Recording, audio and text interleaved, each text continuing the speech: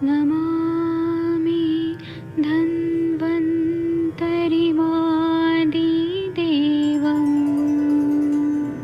सुरासुरैर्वन्दितपादपद्मम् लोके जरारुभयमृत्युनाशं दातारमीशं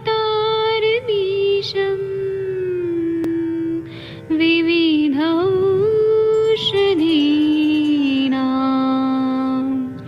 शङ्खं चक्रं जलौकां दधतं मृतघटं चारुतोर्भिश्चतुर्भिः सूक्ष्मस्वच्छादिरुद्यं शुकपरिविलसन् मौलिमं भोजनेत्रं कालाम्बोदोज्ज्वलाङ्गं कटितटविलसत् चारुपीताम्बराढ्यं वन्दे धन्वन्तरिन्तं निखिलगदमिव प्रौढदावाग्निनीलम्।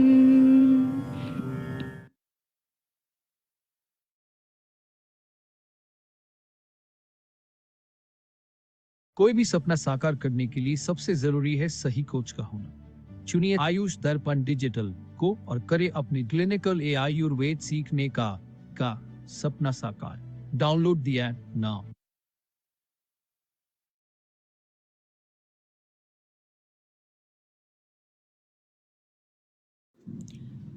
नमस्कार, आयुष दर्पण डिजिटल ऐप के प्लेटफॉर्म पर आपका स्वागत है। ये छोटा प्रमोशनल वीडियो आज हमने उन यूज़र्स के लिए बनाया है जो ये जानना चाहते हैं कि आयुष दर्पण ऐप का इस्तेमाल किस तरह से किया जाए। इसके लिए आपको सबसे पहले अपने फ़ोन में प्ले स्टोर में जाना है। प्ले स्टोर में जाकर सर्च बार में आप टाइप करें आयुष दर्पण डिजिटल और सर्च करें। सर्च करने पर आपको ऐप की लिस्ट में आयुष दर्पण डिजिटल ऐप मिलेगा, आप इसे डाउनलोड कर लें। क्योंकि मेरे फ़ोन में ये ऐप पहले से डाउनलोडेड है, इसलिए मैं इसे ओपन करती हूँ। ऐप ओपन होने पर आपको लॉगिन सेटअप मिलता है, जहाँ पर आपको लॉगिन करना होता है। आप अपना फ़ोन नंबर डालकर यहाँ पर लॉगिन कर सकते हैं। लॉगिन करने पर यहाँ पर OTP प्राप्त होता है और आपका वेरिफिकेशन होता है। लॉगिन के समय पर आपको वहाँ पर ऑप्शन मिलता है कि आप एज अ पेरेंट लॉगिन करना चाहते हैं या एज अ स्टूडेंट। तो वहाँ पर ये ध्यान रखें कि आपको एज अ स्टूडेंट लॉगिन करना है। साथ ही अगर आप आईफोन या iOS यूज़र हैं तो आप सबसे पहले प्ले स्टोर में जाकर माई इंस्टीट्यूशन ऐप डाउनलोड करें और उसके बाद आपको ऑर्गेनाइजेशन कोड मिलता है आयुष दर्पण डिजिटल का TYNVU, all letters are in capital. आप ये कोड एंटर करके और उसके बाद फिर आयुष दर्पण डिजिटल ऐप तक आप एक्सेस कर सकते हैं।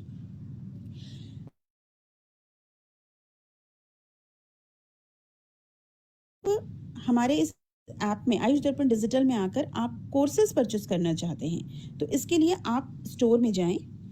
स्टोर में जाने पर आपको हमारे कोर्सेज की लिस्ट मिल जाती है। जैसे आप देख सकते हैं यहाँ पर डिसीज वाइज पंचकर्मा, मर्मा बिगिनर, क्लिनिकल पंचकर्मा, ये डिफरेंट कोर्सेज हैं। आप व्यू ऑल कोर्सेज करके सारे कोर्सेज की लिस्ट आप देख सकते हैं। इसमें जैसे अगर आप कोर्स परचेस करना चाहते हैं हमारा डिसीज वाइज पंचकर्मा, आप कोर्स पर क्लिक करें। कोर्स पर क्लिक करने पर ये इसमें आपको कोर्सेज की डिटेल आपको मिल जाती हैं, कितने लेक्चर्स हैं, क्या हैं। अगर आपको कोर्स पसंद आता है तो आप इसे लाइक भी कर सकते हैं। और इसमें आपको 12 वीडियोस हैं। अब इसमें आपको अभी ऑफ़र है इस पर, जिसमें आपको डिस्काउंट भी मिलता है। तो यहाँ पर कूपन कोड अवेलेबल है, आप कूपन कोड देखें, कूपन कोड सेलेक्ट करें और इसे अप्लाई करें। आपका कूपन कोड अप्लाई हो गया है। अब आप इसे बाय नाउ कर सकते हैं। इसमें आपने अपना स्टेट सेलेक्ट करना है, जैसे मैं उत्तराखंड सेलेक्ट करती हूँ। अब आप प्रोसीड टू पेमेंट करिए। पेमेंट में भी आपको यहाँ पर अभी विंडो ओपन होने पर आप देख सकते हैं कि आपको यहाँ पर मल्टीपल ऑप्शंस मिलेंगी। फिर यहाँ पर ये आपको जिस तरह से गाइड करते हैं आप उस तरीके से यहाँ पर अपने पेमेंट ऑप्शन को चूज़ करके आप इसे आगे प्रोसीड कर सकते हैं और इस कोर्स को आप बाय कर सकते हैं। उम्मीद है कि आपको ये प्रमोशनल वीडियो काफ़ी हेल्प करेगा हमारे इस ऐप को एक्सेस करने में। अगर आपको तो हम उम्मीद करते हैं कि आज आप हमारे इस ऐप को ज़रूर डाउनलोड करेंगे। Thank you.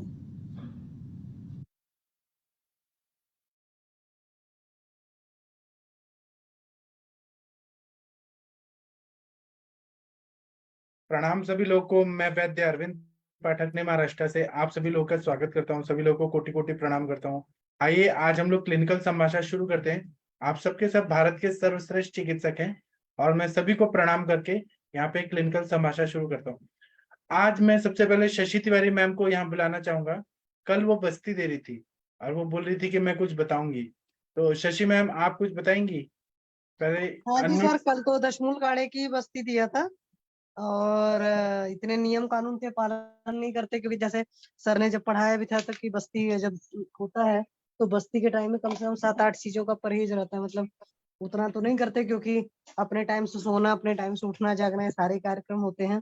और खाना पीना सभी, जैसे अब मान लो आज ही कुछ इस तरह की चीज बनी जो थोड़ी सी हैवी है, उस तरह की भी चीजें, मतलब मेरा कहने मतलब सर पथ्य पालन या नियम कानून के उतने पालन तो नहीं हो रहा है। पर आपने पढ़ाया था और बार बार मैंने हार्ट डिसीज और किडनी डिसीज, उसमें यही होता था कि दशमूल काढ़े और धनवंतर तेल की बस्ती देनी है, तो बस्ती दे रहे हैं और साथ में थोड़ी मेडिसिन चल रही हैं। हाँ बेटर तो है, क्योंकि कनकासो भी चल रहा है और फायदा ये है, मेरे को ज्यादा है सर, मेरे को ज्यादा है कि मेरी प्रैक्टिस अच्छी, मतलब और मैं बढ़ाना सीख जाएंगे। जी सर। ठीक है, तो बस्ती देने से उनको ठीक लग रहा है ना पहले से? हाँ जी सर, वो तो बेटर है। अब वही मैं अभी ऐसे दे रही हूँ, बल्कि मैं बताती हूँ किस किस दिन दिया हुआ है, क्योंकि बीच में किसी दिन गैप हो गया है। जैसे एक दिन रात के 12 बजे आए थे तो मैंने बोला था ना कि मैं गुस्सा हो गई थी, फिर नहीं दिया था। तो 27 तारीख को मैंने दशमूल गाड़े की दी थी, 28 को ब्रेक हो गया था, फिर 29 को मैंने धनवंतर तेल की दी थी 60 ml, फिर 30 को फिर दशमूल काढ़े की थी, फिर 1 तारीख को फिर धनवंतर तेल की बस्ती दी थी। 2 को इटसेल्फ मैं बहुत ज्यादा थक गई थी, हिम्मत नहीं थी तो बनाया नहीं। फिर कल दिया है दशमूल गाढ़े की, तो आज फिर सर धनवंतर तेल की बस्ती दूंगी। तो वो तेल कब निकलता है? सर उनका पूरा टिकता है, उनका शुरू से टिकता है, तो उसी से तो मुझे पता है कि बहुत सारे पेशेंट्स का जो रहता है ना, उनको प्रॉब्लम रहती है, जैसे एनल इरिटेशंस होती है, कई सारे लोगों को रहता है कि कुछ गया है, उनको ये फीलिंग रहती है। मेरे हस्बैंड के केस में एक बार ही निकला था 3 घंटे बाद। वो भी वजह थी कि मैंने बताया था जब वाइजैक में दिया था तो उसको बस्ती लिया, बस्ती लेकर वो 3 घंटे बैठकर चेयर पर बैठकर काम करे थे, तो इस वजह से उनकी निकल गई थी। वरना उनका सर रिटर्न होता है, वो पूरा जैसे मैंने दे दिया तो फिर सुबह ही निकलती है। उनके साथ में ये प्रॉब्लम नहीं है कि उनका निकल जाएगा। वो और चीजों में थोड़ा सा है, जैसे मुझे अभी कल की बात है, मेरे को ऑफिस से फोन करके बोलते हैं मुझे बीपी ज्यादा लग रहा है, तो यहाँ तो इंस्ट्रूमेंट भी नहीं है मेजर करने को। मेरे को गुस्सा लग गया, मैंने बोल दिया, मैंने कहा भाई देखो, जिसका बीपी ज्यादा होता है, शुगर ज्यादा होता है, उस पेशेंट को खुद पता चलता है, मशीन तो सिर्फ वेरीफाई करती है। ये थोड़ी एक मशीन में देख लिया उसके बाद हम पैनिक हो गए, तो फिर कुछ नहीं बोले। तो वो है चीजें सर। तो अब दे रहे हैं सर, काफी लंबा, जैसे आपने कहा ना 3 मंथ या 1 ईयर चलना चाहिए मिनिमम, तो अब देखती हूँ कि बल्कि क्षीर बला तेल 1 बोतल तो खत्म हो गई, इसलिए आज दूसरी बोतल भी ले जा रही हूँ। उस वक्त आपने भेजा था ना जो, तो इसी वजह से ऑर्डर कर रही हूँ, क्योंकि 1 बोतल शायद और है बस मेरे पास में। और मैं उसमें जो आता है आसोरिस्ट वाला ढक्कन 20 ml का, पर मुझे लगता है शायद ऑयल का मेजरमेंट ज्यादा होता है, तो 3 ढक्कन से ऊपर ही डालती हूँ, तो इसीलिए क्षीरबला चाहिए सर, 101 आवृत्ति वाला। सर मैं ये पूछ रही हूँ, मान लो अभी आपका आने में टाइम लग गया, तो क्षीरबला जब नहीं रहेगा तो क्या उसकी जगह मैं महातिक्तघृत या महाकल्याण घृत उसमें एडजस्ट नहीं ऐड कर सकती हूँ? हाँ कर सकती हैं। मैं वही सोच रही थी, आपका अगर नहीं आया रहेगा जब तक, तो फिर उसको ऐड कर लेंगे। हाँ अच्छा, मैं अभी अभी आपको कुछ बोलना है तो बोलिए, नहीं तो मुझे कुछ बताना है। हाँ सर आप बताइए प्लीज, मेरे हाँ को भी। क्या मैंने अभी आंव का ट्रीटमेंट सब बताया, लेकिन मैंने अपना लेक्चर 2 घंटे का बनाया था और मैं 1 घंटे वाला ही लिया। मैंने अभी और बहुत सारे नोट्स बनाए थे जो मैं बोल नहीं पाया, क्योंकि मुझे आप लोग का भी सुनना रहता है, आप लोग भी श्रेष्ठ चिकित्सक हैं, तो केवल मैं ही बोलूंगा, आप लोग नहीं बोलेंगे, तो ये सही नहीं है। तो मेरा जो अभी बाकी नोट्स है ना, मैं उससे बता रहा हूँ। ये मैंने नोट्स बहुत सारा मेहनत करके ये बनाया है। जो अमीबियासिस रहता है ना, जिसमें हम आंव पड़ता है ऐसा हमें दिखता है, तो उसमें ना हमें बोलना चाहिए मतलब आम युक्त प्रवाहिका, ऐसा सारे सिम्टम्स हमें मिलते हैं। प्रवाहिका कृत्य अपि कृत्य संज्ञताम, मतलब जाके आने के बाद भी कृत्य अपि कृत्य अकृत्य संज्ञताम, कृत्य अपि मतलब जाके, अकृत्य अपि संज्ञताम, जाके भी ऐसा नहीं लगता है कि पेट साफ हो गया है। और दूसरा प्रवाहिका है, तो प्रवाहन करने की वजह से ये बढ़ता है और इसमें बार बार प्रवाहन करने की प्रवृत्ति होती है। तो ये आम युक्त प्रवाहिका, इसको हम आव पढ़ना या अमीबिक डिसेंट्री ऐसे कह सकते हैं। और प्रवाहिका में म्यूकस निकलता है, कफ निकलता है, और वो भी कफ कैसा रहता है, स्त्यान कफ रहता है, बहुत ज्यादा चिप चिप वाला रहता है। तो पेशेंट को हर समय जब मोशन को जाता है ना, तो कफ निकलता है थोड़ा, उसके बाद में वो फिर बोलता है कि अभी भी मुझे नहीं ऐसे हुआ, क्योंकि कफ अटका हुआ रहता है। और वो कफ क्यों इतना ज्यादा बनता है, गुद भाग में, सिग्मोइड कोलन में, रेक्टम में क्यों बनता है, कि वो बार बार प्रवाहन करने से छिल जाता है, सूख जाता है वहां का एरिया। तो वो बॉडी ना प्रोटेक्ट करने के लिए म्यूकस बहुत ज्यादा बनाती है, प्रोटेक्शन के लिए। तो इसीलिए बार बार फीलिंग होती है म्यूकस की वजह से कि मल आया है, मल आया, लेकिन वो मल नहीं होता, वो म्यूकस रहता है। मल तो बहुत थोड़ा ही निकलता है। दूसरा क्या है कि हम चिकित्सा में इसमें पिच्छा बस्ती देते हैं, या तेल की बस्ती या घृत की बस्ती देते हैं। तो ये क्या करता है कि जो रुक्षता है ये सिग्मोइड कोलन में या रेक्टम में, वहां स्नेहन करता है, और पिच्छिल गुण की वजह से हीलिंग हो जाता है। तो जब हीलिंग हो जाएगा तो म्यूकस का प्रोडक्शन कम हो जाता है। और इससे भी अगर नहीं होता है, पिच्छा बस्ती से भी, तो हम एरंड तेल देते हैं शुंठी के साथ में, 1 चम्मच या 2 चम्मच, जिससे पूरा म्यूकस अच्छे से क्लीन होता है, तो पेशेंट को आराम पड़ता है। लेकिन केवल एरंड तेल देने से भी नहीं होगा, इसमें बस्ती भी देना पड़ता है। और प्रवाहन हो रहा है बार बार, अपान वायु द्विगुणित होकर बार बार प्रेशर डाल रहा है, तो उसको शमन करने के लिए, वायु को शमन करने के लिए स्नेह युक्त, जैसे कि घृत का या जात्यादि तेल का, या फिर मुरीवेणा तेल का, या फिर ऐसे बहुत सारे शीरबला तेल का, ऐसा बस्ती देना ही पड़ता है आम युक्त प्रवाहिका में। लेकिन आमावस्था है तो हमें ऊपर से दीपन पाचन द्रव्य भी देना है। इसमें और हमें क्या देखना पड़ता है कि कॉज क्या होता है। जो आम युक्त प्रवाहिका है, अमीबियासिस है, तो इसमें एंटोएमीबा हिस्टोलिका हिस्टोलाइटिका, ये जो ऑर्गेनिज्म होता है एंटोएमीबा हिस्टोलाइटिका, इसके वजह से इन्फेक्शन होता है इंटेस्टाइन में, और इसकी वजह से आम युक्त प्रवाहिका या अमीबियासिस होता है। एलोपैथी में एंटी अमीबियासिस के लिए जो दवाइयां दी जाती है वो दी जाती है, लेकिन वो बार बार, क्योंकि अग्निमंद है, आम उत्पत्ति हो रहा है बार बार, तो पेशेंट पूरा लाइफ लॉन्ग पेशेंट ही रहते हैं। एलोपैथी में उसका क्योर नहीं है, वो केवल मैनेज कर सकते हैं सलाइन लगा के, और मेट्रोडिनोजोल और बहुत सारे लाइफ सेविंग ड्रग्स देके वो मेंटेन कर सकते हैं। लेकिन वो पेशेंट को जब छोड़ते हैं वो फिर से बार बार हो जाता है बीमार, फिर बार बार आता है। तो इसमें हमें और क्या देखना चाहिए, तो ये इंटरमिटेंट डायरिया है क्या, वो देखना चाहिए। और पेट में क्रैम्पिंग पेन हो रहा है क्या, क्रैम्प्स आ रहे हैं क्या, मतलब नस पे नस, जो मसल्स है एब्डोमिनल मसल्स, एक दूसरे में वो ऐसे मुड़ रही है क्या, सिकुड़ रही है और पेन हो रहा है क्या, क्रैम्प हो रहा है क्या, ये देखना चाहिए। और कभी कभी क्या होता है कि बहुत ज्यादा सीवियर अगर ये बढ़ जाता है, तो टेंडरनेस आता है एब्डोमिनल मसल्स में, और जो मोशन होता है लूज मोशन, उसमें ब्लड आता है, म्यूकस होता है, और म्यूकस पास करने के बाद तो और ज्यादा तकलीफ होने लगती है। तो हमें कंफर्म हो जाता है कि आम युक्त प्रवाहिका ये बीमारी है। इसके लिए हम लोग ना स्टूल एनालिसिस कर सकते हैं, मल परीक्षा वो करना जरूरी होता है, और ब्लड टेस्ट करना पड़ता है कि कौन सी एंटीबायोटिक्स इसमें काम करती है। एलोपैथी में ये माना जाता है। हमें थोड़ा एक डायरेक्शन मिलता है कि सच में इन्फेक्शन है कि नहीं है, ब्लड टेस्ट करने से हमें एक डायरेक्शन मिलता है। ठीक है, चिकित्सा हमें आयुर्वेद का ही करना है, लेकिन एक डायरेक्शन, और पेशेंट को भी थोड़ा सेटिस्फेक्शन मिलता है कि हमने एक टेस्ट कराया, ब्लड टेस्ट कराया, स्टूल एग्जामिनेशन कराया। उसी तरह से इसमें चिकित्सा है तो आम युक्त प्रवाहिका है तो स्तंभन नहीं देना है, ग्राही नहीं देना है कोई भी दवाइयां। इसमें आम पाचन करना बहुत जरूरी है, और अतिसार की चिकित्सा करना है, और रक्तार्श की चिकित्सा करना है, अगर रक्त आ रहा है तो रक्तार्श की चिकित्सा। तो इसमें बहुत सारे द्रव्य है जो मैंने पूरा स्टडी करके निकाला है बहुत सारे ग्रंथों से। तो जैसे कि मुस्ताकरंजादी कषायम या मुस्ताकरंजादी चूर्ण, इसका प्रयोग करने से फायदा होता है। करंज इसलिए क्योंकि कभी कभी कृमि का भी इतिहास रहता है। उसी तरह से कैदर्यादी कषायम करके आता है, बहुत फेमस है ये कषाय। उसी तरह से बिलवादी गुटिका या बिलवादी चूर्ण या बिलवादी क्वाथ बहुत अच्छा काम करता है। और बृहति फल चूर्ण ये बहुत अच्छा काम करता है।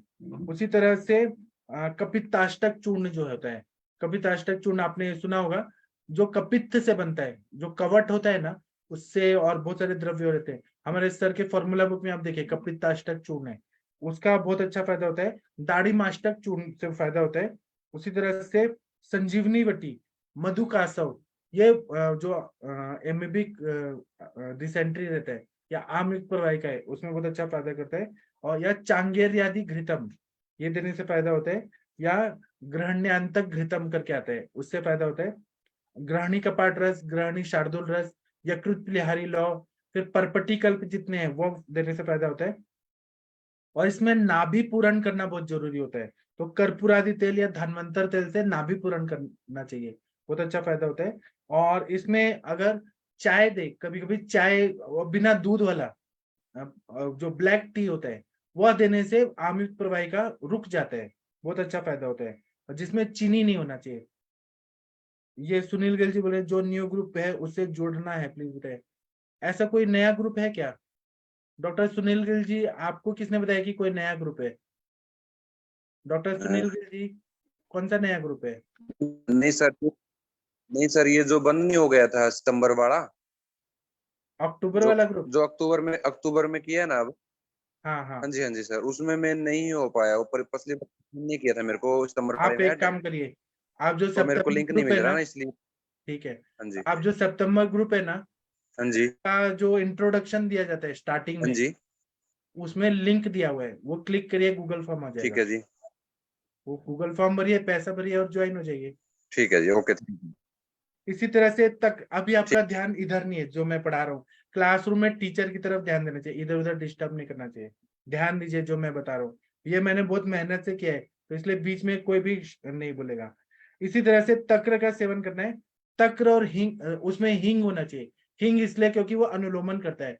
और उदर शूल प्रशमन गण, मतलब शूल प्रशमन गण में वो बताया, शूल प्रशमन गण मतलब उदर शूल प्रशमन गण में बताया। तो हींग जरूर डालना है तक्र में, उससे फायदा होता है। उसी तरह से खाने में शिगरू का प्रयोग करना है, बीट रूट का प्रयोग करना है, येलो पंपकिन जो होता है कोहड़ा उसका प्रयोग करना है, और चावल का प्रयोग करना है। और इसमें क्या करना है कि अमरूद का सेवन करने से फायदा होता है, पाइनएप्पल का प्रयोग करने से फायदा होता है। क्या नहीं खाना है तो अम्ल रस, कटु रस और लवण रस, इसका सेवन कम करना है जब भी आमयुक्त प्रवाहिका रहती है। तो पित्त बढ़ाने वाली चीजें नहीं खानी है। और डीप फ्राइड जो रहता है, तेल में बहुत ज्यादा छाना हुआ डीप फ्राइड ऑयली, वो चीजें नहीं खानी है। जड़ पदार्थ नहीं खाना है, सूखे धान्य नहीं खाने हैं, स्प्राउटेड चीजें नहीं खाना है। और दूसरा क्या है, दूध और मिल्क प्रोडक्ट्स जैसे पनीर हो गया, दही हो गया, मिल्क प्रोडक्ट्स को अवॉइड करना है। तक्कर केवल चलता है या घी चलता है, घी भी अग्नि बढ़ने के बाद। उसी तरह से अल्कोहल नहीं लेना है। और कॉफी, चाय और फ्रिज के पदार्थ ये टालना है। तो जो आम युक्त प्रवाहिका है ना उसमें बहुत बढ़िया काम करता है। ठीक है, आगे किसी को कुछ बताना है तो बताइए। डॉक्टर कविता मैम, आप कहाँ थी? आप बहुत दिन के बाद आई हैं मैम, शायद 3-4 महीना के बाद आई हैं। डॉक्टर कविता मैम, आप सुन पा रही हैं क्या? हाँ सर, प्रणाम सर, नमस्ते सर। प्रणाम मैम, आप कहाँ पर थी? सर मैं कहीं नहीं थी सर, मैं यहीं थी, कहीं नहीं गई थी। एक्चुअली ज्वाइन नहीं कर पाई थी, फिर कुछ आपका भी सर ब्रेक हो गया था सर, हाँ, तो सर इसीलिए थोड़ा सा फिर मुझे लगा फिर आपको लग रहा अक्टूबर होगा सर। ये मैंने क्यों किया है, मेरे बाल नहीं है इसलिए मुझे वो हाँ नहीं नहीं, वो सर सर सर वो सब सिचुएशन सर, सॉरी सर, सब पता है सर क्या रीजन है सर। तो बस एक यही रीजन था कि सर समझ में नहीं आ रहा था कि सर आप थे नहीं, तो इंटरेस्ट थोड़ा सा नहीं आ रहा था। जब मुझे पता चला कि सर आपने ज्वाइन किया है तो फिर मैंने इसलिए अक्टूबर से ज्वाइन कर लिया है। तो कविता मैम, आपके पास अभी ये 2-3 महीने में कोई ऐसे पेशेंट आए जिनको आपने ठीक किया और जो आप हमसे शेयर करना चाहती हैं? सर आयुर्वेद के माध्यम से सर इस समय क्या है, एक्चुअली मेरे को पूरा पीएससी हैंडल करना पड़ता है। इस समय हाँ, नंबर ऑफ पेशेंट मेरे को बहुत है, क्योंकि जो जो पीएससी है प्राइमरी हेल्थ सेंटर, वो एलोपैथिक पीएससी मेनली 90% मतलब 80% वही चलता है। तो जो इंचार्ज जो मेडिकल ऑफिसर है वो इस समय उपलब्ध नहीं है, तो मेरे को वही देखना ज्यादा पड़ता है सर। तो तो कैसे अपना पेशेंट आयुर्वेद कैसे आते हैं? एएनसी, क्या क्या पेशेंट आते सा, सा बहुत वैरायटी के पेशेंट होते हैं सर। आज ही मैं कम से कम न्यू 114 पेशेंट, 114 पेशेंट मैंने न्यू देखे हैं, उतने ही ओल्ड देखे हैं। सर वैरायटी पेशेंट तो सर बहुत है, बहुत प्रकार के मतलब पेशेंट आते कैसे, हैं सर। मतलब एलोपैथी देती है ठीक है, लेकिन क्या बीमारी हाँ, के है, किन के हैं? बीमारी सब, हाँ एएनसी गर्भवती स्त्री भी आती है सर, एएनसी आती है, और भी और भी आती है, जैसे इनफर्टिलिटी है या मेंस्ट्रुअल इरेगुलरिटीज है, ये सब। बच्चे भी आते हैं, स्किन डिजीज के आते हैं, एथराइटिस के आते हैं, बाइल्स के आते हैं सर, आते हैं सर, सारे वैरायटी ऑफ तो पेशेंट आप आते हैं एलोपैथी सर। देती है, आयुर्वेद नहीं देती है अभी? देना पड़ता है सर, कम देती हूँ सर उतना, क्योंकि सर आप समझ लीजिए कि इतना नंबर ऑफ पेशेंट होता है कि तो अपन एक पेशेंट पे कितना टाइम दे पाएंगे, क्योंकि उनका पूरा हिस्ट्री लेना, ये लेना, इतना ज्यादा बहुत अच्छे से पॉसिबल नहीं हो पाता है अभी, क्योंकि एक ही मैं ही हूँ अभी वहां पे, तो इसलिए सर उतना डिटेल से नहीं हो पा रहा है, तो इसलिए मैंने एक ग्रुप और ज्वाइन किया है, जिससे कि मैं अपने अपने आयुर्वेद के टच में तो रहूं कम से कम सर। जी जी। तो मैं पूरा उनको देती हूँ सर, वो भी देती हूँ। और हेडेक में मेरे को बहुत अच्छा, सिराशूल में बहुत अच्छा रिस्पांस मिला, आप लोगों से पहले से ज्वाइन थी मैं षडबिंदु तेल का नस से, और लोगों को सर बहुत मतलब आराम मिला। मैंने ब्राह्मी बटी, मेधा बटी, शतबिंदु तेल का नस से दिया, तो 1-2 महीने उन्होंने कंटिन्यूस लिया और उनके कंप्लीट हेडेक में बहुत अच्छा रिस्पांस मिला। और ऐसे जैसे कि ये लिम्फेडिनाइटिस हो जाता है, और या फिर कोलॉइडल गॉइटर हो जाता है, तो उसमें कांचना, गुगलू, आरोग्य वर्धी, वटी, पुनर्नवा, मंडूर, ये सब सारे इंडिकेशन दे करके बता करके उन्होंने, काफी लोगों ने उसका यूज किया, तो अच्छा रिस्पांस मिला। तो मिलता है सर, मैं देती हूँ, सुझाव देती हूँ, बताती आपको हूँ। आज जो मैंने आओ का बताया, तो हाँ सर, मैं, हाँ काम सुना सर मैंने, हाँ पूरा डिटेल आगे अच्छे से काम सुना। आएगा ना? मैं और बिल्कुल हेल्प सर, करूंगा। हाँ बिल्कुल श्योर सर, बिल्कुल सर, मेरे को तो सुनना और आप लोग के संपर्क में रहना बहुत अच्छा लगता है, इसीलिए मैंने फिर से ही ज्वाइन किया सर, ताकि मैं अपना किचन में काम भी करती रहूं और मेरे टच में रहे, क्योंकि अपन सुनते रहेंगे तो वो चीज प्रैक्टिस में रहेगी, जी तो जी, वो ठीक रहता है। ठीक है।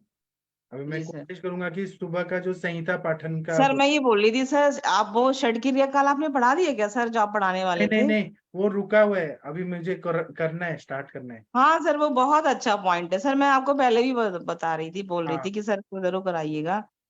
हाँ। अभी अभी किसी को केस टेकिंग का नहीं करना होगा तो अभी कर सकते हैं, षट क्रिया कल उस पर डिस्कशन कर सकते हैं, लेकिन बहुत डीप में मैं बताऊंगा, तो आज ही हाँ बताऊं सर, कि? वो क्योंकि वो आयुर्वेद के वो तो बेसिक है सर, क्योंकि जिस हाँ, तरीके से षटक्रिया काल के आधार के अकॉर्डिंग अगर अपन ट्रीट करेंगे तो वो अगर आप पता लोग लग। अभी सुनना चाहें तो मैं अभी बता सकता हूँ, मेरे पास एमडी का अपना नोट्स है।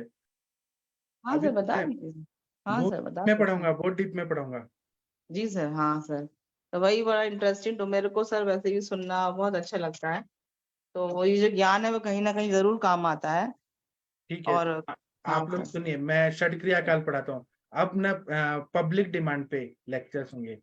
आपने कहा कि षट क्रिया काल, तो षट क्रिया काल आप जो बोलेंगे उस पे अब लेक्चर्स होंगे। चलिए, आपका ही आज डे है, जो आप बोलेंगे वही।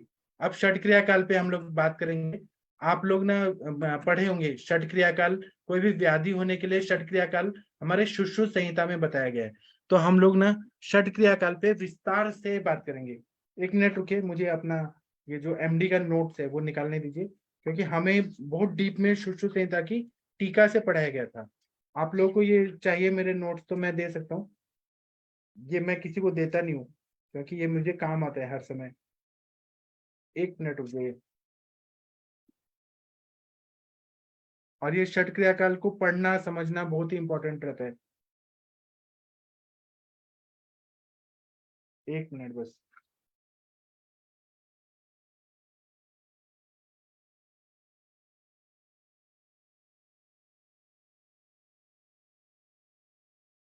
एक मिनट।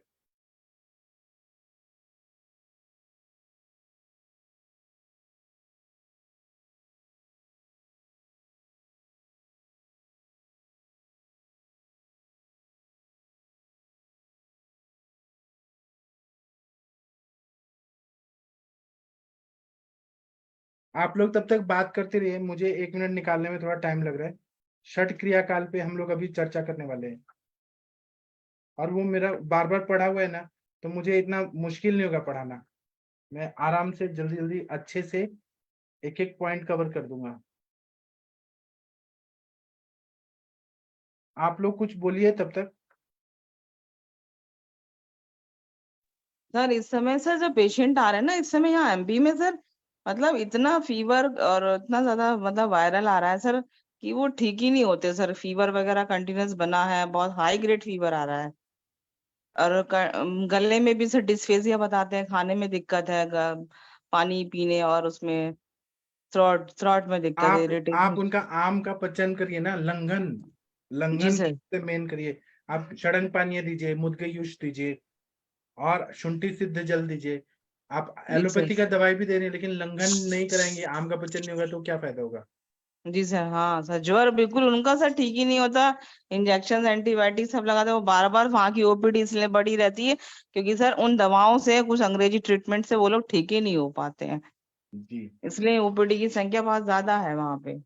जी।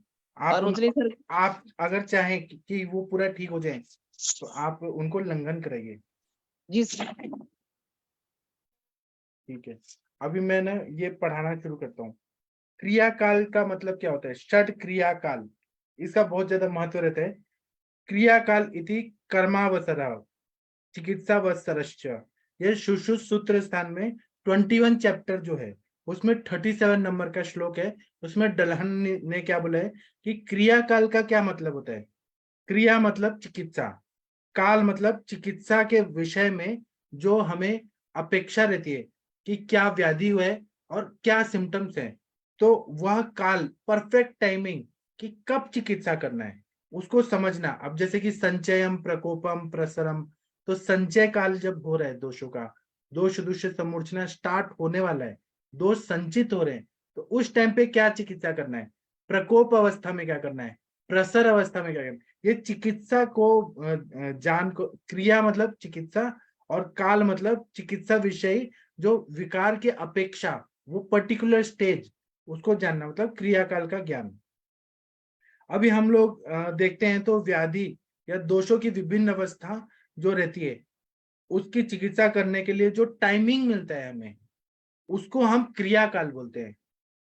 ठीक है, तो षड क्रियाकाल, क्रियाकाल मतलब चिकित्सा करने के लिए जो टाइमिंग मिलता है उसको क्रियाकाल बोलते हैं। दूसरा क्या है कि पहला स्टेज क्या होता है, तो संचय। तो संचय का मतलब सुश्रुत सूत्र स्थान 21 चैप्टर में 37 नंबर का श्लोक में क्या बताया, संचय अपहृता दोषा लभन्ते न उत्तरागति ही ते तुत्तराशु गतिषु भवन्ति बलवत्तरः। मतलब दोषों का संचय होने लगता है जब, जैसे कि वातवर्धक आहार विहार का सेवन बहुत ज्यादा किया, किसी ने बहुत ज्यादा रुक्ष चीजें बहुत ज्यादा खाई, है ना, बहुत ज्यादा ड्राई करने वाली चीजें खा रहे हैं। जैसे कि एग्जाम्पल बताते हैं, वात प्रकोपक हेतु क्या रहते हैं, जैसे कि किसी ने अपने से बलवान मनुष्य के साथ कुश्ती करने लगा तो उसके शरीर में वायु का प्रकोप होगा। अगर किसी इंसान ने अति व्यायाम किया, वायु का प्रकोप होना शुरू हो जाएगा। अति मैथुन किया, वायु का प्रकोप होना शुरू होगा। अति अभ्यास किया, बहुत ज्यादा पढ़ाई कर रहे हैं, ओवर रीडिंग कर रहे हैं, या फिर ऊपर से गिर रहे हैं, किसी पर्वत से गिर रहा है, किसी बिल्डिंग से चोट लग के गिर रहा है, ट्रेन से गिर रहा है, बस से गिर रहा है, मतलब जोर से गिरना, तो ये जो इंजुरी होती है यह भी वायु का प्रकोप का हेतु रहता है। या बहुत ज्यादा दौड़ना, शरीर में एक्सरसाइज नहीं किया है, मतलब वार्म आउट नहीं किया है और पहले से प्रैक्टिस नहीं और अचानक भागने लगना, यह भी वायु के प्रकोप का कारण होता है। इसी तरह से बहुत ज्यादा शरीर को दबाना, यह भी वायु का प्रकोप का कारण होता है। या जैसे लाठी चार्ज हो गया, या किसी ने मार दिया, बॉक्सिंग करके मार दिया, या दंगे फसाद हो गए और मारपीट हो गया, तो अभिघात, यह भी वायु के प्रकोप का कारण होता है। या अति लंघन हो गया, अभी जैसे कि अभी पितृपक्ष खत्म होने के बाद लोग नवरात्रि करेंगे तो 9 दिन व्रत कर लेते हैं, उतनी उतनी एनर्जी नहीं है, लेकिन अति लंघन, कैपेसिटी से ज्यादा अति लंघन है। अभी मुस्लिम लोग भी करते हैं जो रोजा रखते हैं, लेकिन वो लोग कैसे करते हैं कि सुबह का नमाज पढ़ के नमाज वो लोग खा लेते हैं और उसके बाद में सूर्योदय से सूर्यास्त तक कुछ नहीं खाते हैं, और रात का जो इफ्तार का जो हो जाता है और वो नमाज पढ़ के फिर खा लेते हैं, तो रात भर वो खा लेते हैं पौष्टिक चीजें, पूरा दिन वो व्रत भी करते हैं ना, उपवास भी करते हैं, तो वो उनको बॉडी एब्जॉर्ब कर लेती है, एक्सेप्ट कर लेती है। केवल पानी का ही प्रॉब्लम रहता है ना कि गला सूख रहा है, तो वो दिन भर सोते रहते हैं, नींद आने से वो, तो मतलब अति लंघन नहीं होता है उन लोगों का। लेकिन जो हिंदू धर्म में जो है इसमें जैसे कुछ कुछ होता है निर्जला उपवास 24 घंटे का, जीवत पुत्रिका का, या फिर हरतालिका, एकदम निर्जला उपवास, कुछ नहीं खाना है, वो बहुत डेंजरस रहता है। जिसको सहन नहीं होता है उसको बहुत तकलीफ होती है। और फिर लंघन करने के बाद बहुत ज्यादा खाना खा लेना, ये अग्नि को मंद करता है और वायु का प्रकोप करता है। इसी तरह से बहुत ज्यादा जंप मार के चलना, इसी तरह से बहुत ज्यादा स्विमिंग करना, ये वायु के प्रकोप का कारण होता है। रात्रि जागरण करना, बहुत ज्यादा वजन उठाना, फिर हाथी घोड़े और रथ की सवारी बहुत ज्यादा करना। आज के जमाने में हम जो बोलते हैं ट्रेन का प्रवास जो लोग करते हैं, जैसे कि लोग ना अभी क्या है कि नौकरी का समस्या है, तो लोग मुंबई से पुणे, पुणे से मुंबई अप डाउन करते हैं। 4-4 घंटे का प्रवास होता है, सुबह से शाम, केवल ट्रैवलिंग में ज्यादा टाइम जाता है। अभी हमारी अनुरिता मैम का भी पूछे कि वो सुबह का ट्रेन पकड़ती है, सुबह जल्दी जल्दी, फिर शाम को आ जाती है, फिर सुबह जाती है मुंबई, फिर शाम को आती है। अप डाउन तो वायु का इतना प्रकोप होता है। ठीक है, इसी तरह से बहुत ज्यादा चलना, यह भी वायु का प्रकोप का कारण होता है। ये विहारात्मक हो गए। और खाने में कटु रस का सेवन ज्यादा करना, कषाय रस का सेवन ज्यादा करना, तिक्त रस का सेवन करना। तिक्त मतलब कड़वा चीज। अपने आयुर्वेदिक दवाइयां भी कंटिन्यू अगर चलाया, बहुत कंटिन्यू, तो ये वायु का प्रकोप करता है। अगर घृत नहीं दिया है बीच में तो, या रुक्षता, अपने सारे जो द्रव्य है ना, पटोल है, कुटकी है, वासा है, सब रुक्षता उत्पन्न करते हैं। तो हमें बीच बीच में बोलते हैं कि घी का सेवन करिए। घी का सेवन नहीं करते हैं आम पचन एक बार, तो रुक्षता करके वायु का प्रकोप होता है अपने दवाइयों से। लघु पदार्थ, शीत वीर्य के पदार्थ, जैसे कि शीत वीर्य भी और ठंडे चीजें, जैसे कि फ्रिज के चीजें, कोल्ड ड्रिंक्स का सेवन करना, ये, या फिर बहुत ज्यादा ये खाना, जैसे कि आइसक्रीम बहुत ज्यादा खा रहे हैं, ठंडी चीजें, ये वायु को प्रकोप करता है। क्योंकि अग्नि मंद करता है ठीक है, लेकिन वायु का शीत गुण को बढ़ा देता है, वायु का प्रकोप करता है। शुष्क शाक खाना, शुष्क मांस खाना, मांस को सुखा के और वो खा रहे हैं पहाड़ों में। उसी तरह से मसूर का सेवन ज्यादा करना, अरहर का दाल बहुत ज्यादा खाना, या फिर जो मटर है उसका सेवन ज्यादा करना। ये, या फिर वात प्रकोपक और भी हेतु है, जैसे कि विषमाशन करना, कभी भी खा रहे हैं, कभी भी कुछ भी उल्टा पुल्टा कर रहे हैं। उसी तरह से मल मूत्र वायु, शुक्र छर्दी, शवतु उद्गार, नेत्र के अश्रु, ये सभी वेगों को धारण करना। फिर काम शोक भयाद वायु, काम से, भय से, शोक से वायु का प्रकोप होता है। इसी तरह से बारिश में तो नेचुरल वायु का प्रकोप होता है। सुबह जो रहता है, सुबह का टाइम, सूर्योदय के पहले का जो प्रहर रहता है, वो भी वायु का प्रकोप का टाइम रहता है। या खाना खाने के बाद वायु का प्रकोप होता है, ये नेचुरल होता है। ये जब वात प्रकोपक आहार का सेवन करते हैं तो बॉडी में संचया अवस्था आती है, दोष संचित होने लगते हैं। तो अगर दोषों का संचय हो रहा है और हमने उसमें कुछ ऐसे चिकित्सा किया, जैसे कि वायु का प्रकोप हो रहा है, हमने बस्ती दे दिया उसी टाइम, जैसे कि लोग रात्रि जागरण कर रहे हैं और हमने बस्ती दे दिया, मात्रा बस्ती, तो वो आगे का जो अवस्था है, संचयम च प्रकोपम, वायु का प्रकोप ही नहीं होगा। हमने क्योंकि प्रिवेंटिव टाइम पे ही ट्रीटमेंट दे दिया, तो और उसको प्रतिकार मिल जाता है, सपोर्ट मिल जाता है बॉडी को। अगर इस पे हमने चिकित्सा नहीं दिया, संचय होगा, दोष जो है वो संचित होने लगेंगे, संचित होने लगेंगे तो वो बढ़ने लगेंगे। और फिर वो क्या होगा कि वो फिर प्रकोपावस्था में जाने लगेंगे। प्रकोपावस्था मतलब प्रकोपित होने लगेंगे। तो जैसे कि रुक्ष गुण बहुत ज्यादा बढ़ गया है वायु का, पित्त का उष्ण तीक्ष्ण गुण बहुत ज्यादा बढ़ गया है, कफ का स्निग्ध गुण बहुत ज्यादा बढ़ रहा है। अभी ये शरीर में संचित हो रही है, संचित होने का अवस्था मतलब संचय अवस्था रहती है। यह प्रथम क्रियाकाल रहता है। प्रथम क्रियाकाल जो रहता है बहुत ही इंपॉर्टेंट रहता है, क्योंकि उस टाइम पे कुछ कुछ ऐसे सिम्टम्स देखने को मिलते हैं कि लक्षण दिखने लगते हैं कि जैसे कि मतलब रुक्षता बढ़ रही है, आईज में ड्राइनेस बहुत ज्यादा हो रहा है, पूरा बॉडी में ऐसा लग रहा है कि सूखापन आ रहा है। इसी तरह से पित्त का प्रकोप का हेतु, पित्त का प्रकोप का हेतु है कि क्रोध करना। फिर उसके बाद में अन्न का विदाह होना, खाया हुआ पचा नहीं है और बहुत ज्यादा टेंशन में, स्ट्रेस में रात्रि जागरण कर रहे हैं, अन्न का विदाह होना, ये भी पित्त का प्रकोप का कारण होता है। अति मैथुन करना, उसी तरह से अति कटु रस का सेवन करना, अम्ल लवण का सेवन करना, क्षार का सेवन करना, विदाही पदार्थ का सेवन करना, तिल तेल का, तिलकुट का सेवन ज्यादा करना, उसी तरह से कुल्थी का सेवन ज्यादा करना। फिर मांस जो है, बकरी का मांस वगैरह, ये बहुत ज्यादा मसालेदार बना के खाना, दही बहुत ज्यादा सेवन करना, पित्त को बढ़ाता है। फिर कच्चा दही जो रहता है, मंदक दही, पूरा दही भी नहीं बनाया, दूध भी नहीं, वह बहुत ज्यादा पित्त को बढ़ाता है। उसी तरह से दही का खट्टा जो मट्ठा होता है, खट्टा एकदम फ्रेश नहीं, पुराना दही का मट्ठा होता है, वो पित्त को प्रकोपित करता है। मद्य अलग अलग तरह के पिए जाते हैं, वो पित्त को बढ़ाते हैं। ये सब जो है ना, ये पित्त को प्रकोपित करते हैं। और फिर प्रकोपित, हम लोग प्रकोपित बोलते हैं, लेकिन ये जो ऐसे सूक्ष्म रूप से बोले तो वह पित्त के सारे गुणों को बढ़ा के संचित होने लगते हैं। प्रकोपावस्था है, वो सेकंड स्टेज है। ठीक है, कविता मैम आपको कुछ बोलना है तो हाँ बोलिए। हाँ सर, बस यही, हाँ यही पॉइंट बोलना चाह रही थी सर, कि मतलब ये सब, मतलब ये दोष इन सब के ऐसे ऐसे आहार विहार का सेवन करने से ये दोष जो प्रकोपित भले ही हो रहे हैं, लेकिन ये बैठते मतलब संचय अवस्था में ही है, मतलब, है ना सर? पहले संचित होने लगते हैं, फिर प्रकोपित होने लगते हैं, फिर वो लक्षण दिखने लगते हैं। संचय फिर प्रकोप होता है।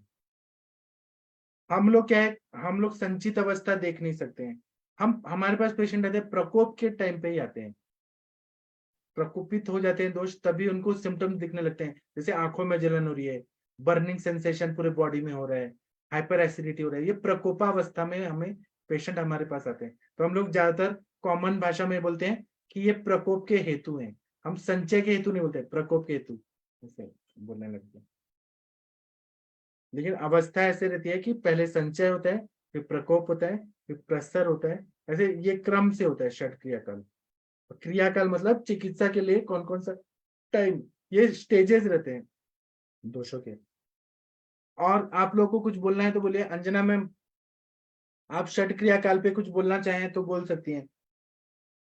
केवल मैं ही बोलूं तो ऐसा नहीं होगा ना, मैं थक जाऊंगा कंटिन्यू बोल के। आप लोग भी कुछ बोलना है तो बोल सकते हैं, नहीं तो एक और सुनिए, कफ का प्रकोप का हेतु। अगर दिन में कोई इंसान बहुत ज्यादा सोता है, कोई एक्सरसाइज नहीं करता है, केवल बैठे रहने का काम करता है, आलस बहुत ज्यादा है, मधुर अम्ल लवण रस का सेवन ज्यादा कर रहा है, शीत पदार्थों का सेवन कर रहा है, स्निग्ध पदार्थ मतलब तेल में घी में बनाए हुए चीजें ज्यादा खा रहे हैं, गुरु पिच्छिल और अभिसंधि पदार्थ ज्यादा कर रहे हैं। अभिसंधि मतलब भैंस का दूध, महाअभिसंधि बताए, लवण रस महाअभिसंधि है। उसी तरह से बहुत सारे कच्चा दूध जो रहता है, पॉस्चराइज जो दूध आता है आजकल, बिना मतलब पॉस्चराइज्ड है लेकिन वो फ्रिज में रख के फिर आता है, वो अभिसंधि, वो कोई भी पिएगा ना बीमारी होता है। अभिसंधि पदार्थ ऐसे होते हैं जो पानी बहुत ज्यादा छोड़ते हैं और स्त्रोतोरोध करते हैं आम को उत्पन्न करके। उसी तरह से माश, महामाश, पिष्टमय पदार्थ जो रहते हैं, मैदा के पदार्थ, और जो पिज्जा बर्गर है, ये सब कफ का प्रकोप करते हैं, मोटापा बढ़ाते हैं। मैदा के पदार्थ ये कफ को बढ़ाते हैं। खीर बहुत ज्यादा कोई खाता है, खिचड़ी खाता है, और गन्ने का जो पदार्थ जो रहता है ना, जो बहुत ज्यादा मीठा रहता है, वो चीज कफ को बढ़ाता है अगर ज्यादा खाया जाए। और जलचर प्राणियों का मांस कफ को बढ़ाता है। आनुप प्राणियों का मांस या वसा जो रहता है वह कफ को बढ़ाता है। केले का फल बहुत ज्यादा खाएं, कफ को बढ़ाता है। फिर उसके बाद में सिंघाड़ा, फिर जो ये रहता है वाटरमेलन जो रहता है वह कफ को बढ़ाता है ना। तरबूज, खरबूज ये कफ को बढ़ाता है।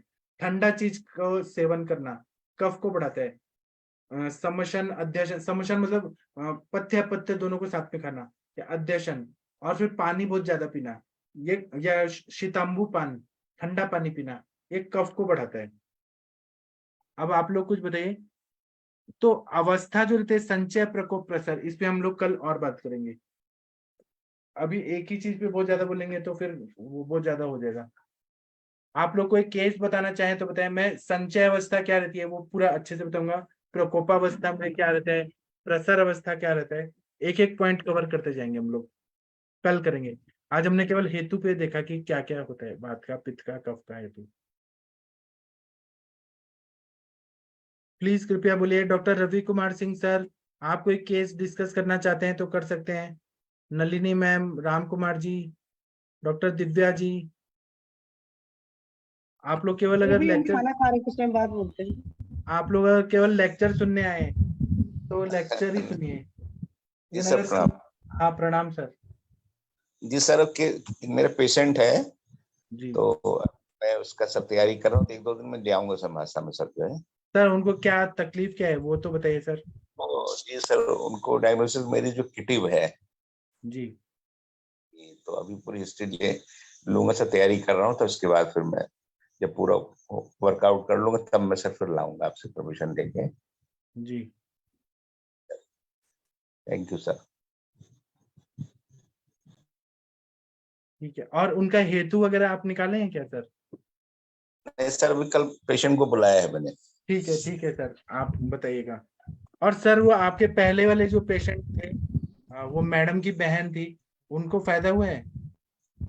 वो तो सर एक्सपायर हो गए। क्या क्या हुआ था, उनको वो थोड़ा बताइए ना, क्या हुआ था? सीए गॉल ब्लैडर था सर जो है। अच्छा, तो आपने क्या दिया था? अब वो फिर तो मॉडर्न में ट्रीटमेंट कराती नहीं, और मुझे लगता है एक आध 2 डोज उनको जो है वो भी लगा था, क्या कहते हैं, कीमोथेरेपी। अच्छा, तो वो सस्टेन नहीं कर पाई इतना। अच्छा ठीक है, कोई बात नहीं सर। हाँ जी सर, अभी मेरा माइट्रल स्टूडेंट्स वाला पेशेंट तो ठीक चल रहा है सर अभी। आपने अभी कितना, 6 महीना हो गया ना शायद? हाँ लगभग 6 महीने से हो गया है। तो आप क्या क्या दवाई दे रहे हैं सर मेटल स्टेनोसिस में? उसको सिर्फ बस्ती दे रहे हैं सर जो है, और मात्रा बस्ती दिलवा रहे हैं सर जो है, चीरबला तिल की। और इसके अलावा सर जो है गोक्षुर क्वाथ है सर, पुनर्नवा क्वाथ है, और प्रभाकर पट्टी है सर जो है, और उसको पैंक्रियाटिस थी तो करने की चिकित्सा भी सर कर रहा हूँ। और विपन पाचन के लिए सर जो है वो त्रिकटूत भी दे रहा हूँ। सर पेशेंट ठीक है सर अभी। तो आपको क्या लगता है कि जो स्नेहन हुआ बस्ती से, उससे वो स्टेनोसिस पूरा निकल ही जाएगा, ठीक हो जाएगा पूरा, है ना? सर देखते हैं। हाँ वो भी सर बेहद बात चिंतामणि भी चलाई सर जो है। जी, एक तरह से आपने बृहण किया, ताकत दिया, और दूसरा आप स्नेहन करते जा रहे हैं, बल्ले चिकित्सा कर रहे हैं। जी सर। जी सर। दिक्कत ये आती है कि जो है हम लोग जो है वो नहीं करा पाते कहीं फ्रीली, क्या बोलते हैं उसको ना, ईसीजी, इको। इको, हाँ क्योंकि इको जब भी कराना हो तो किसी कार्डियोलाइस्ट के पास जाना पड़ता है। हाँ कार्डियोलाइस्ट फिर जो है वो तैयार नहीं होता करने को, ये सर हाँ समस्या। और हाँ। हम मतलब जो है इन्वेस्टिगेशन में इको से जो प्रूव होता है कि क्या साइज हुई वाल्व की, बढ़ा कि नहीं बढ़ा सर जो है, सिंथेसिस कम हुआ, तो ये थोड़ा सा दिक्कत आती है प्रैक्टिकल सर जो है। हाँ, आप डॉक्टर हरीश बत्रा जी के पास भेज दीजिए, वो करके भेज देंगे पेशेंट को। अच्छा, क्या है इको? हाँ, डॉक्टर हरीश बत्रा जी आपके पास होता है ना? हाँ सर, दिल्ली भेज दो ना। हाँ, हाँ जी अपने सारे लोग हैं, सबके पास सब कुछ है, डॉक्टर हरीश बत्रा जी कर देंगे। जी sir, thank you sir. Doctor Harish Batra ji, आप थोड़ा आम बात के पेशेंट का बताइए ना, फॉलो जो आप ठीक किए हैं, जो ठीक किए हैं सर। जो आप बोले थे ना 6-7 केस तो एकदम आराम से ठीक हो गए आपके, हाँ सर। बताइए ना सर। सर मैं ये तो बहुत बार बता चुका हूँ सर, मैं सारे केस जब मेरे ठीक होते हैं मैं जब भी ठीक है, बता देता हूँ। अभी उनका फॉलोअप में क्या हो रहा है, कि मतलब अभी वो ठीक है क्या, कि बढ़ गया कि कम हो गया? नहीं सर, कुछ भी स्मूथ चल रहे हैं सर, किसी को कोई कल, बल्कि सर एक पेशेंट था मेरे पास अभी आज ही आया है, 1 हफ्ता पहले मैंने उसको मेडिसिन स्टार्ट किया था सर। क्या क्या दिए थे? क्या सीवियर क्या दिए थे? बैकिक सर, वो पेशेंट बता रहा हूँ सर, सीवियर बैकिक करके था। हाँ और उसकी आम बात की हिस्ट्री बिल्कुल, आम की हिस्ट्री बिल्कुल क्लियर कट आ रही थी। हाँ टंग पे कोटिंग भी थी, कॉन्स्टिपेशन भी इस तरह का था, वो सारा कुछ बता रहा था जैसे जैसे सर।